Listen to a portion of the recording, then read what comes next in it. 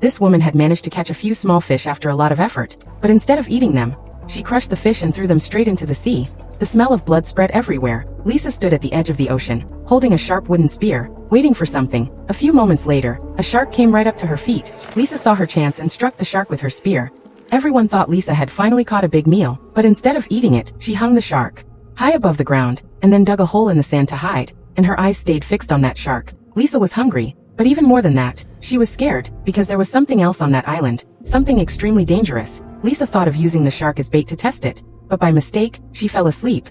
And when she woke up, the shark was gone. That meant the danger was real. The next day, she buried the bodies of her companion. Then she tried to build a small raft using the leftover supplies. Crossing the sea with just a life jacket and a suitcase wasn't easy.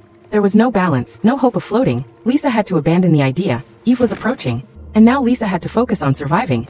She found the hollow trunk of a tree and crawled inside. But at midnight, strange noises started echoing around her. Then suddenly, the trunk began shaking violently. Lisa stayed completely still. She knew if she moved even slightly, she might not make it. She spent the entire night frozen like that. But by morning, her hiding spot was destroyed. She needed a new place and a weapon.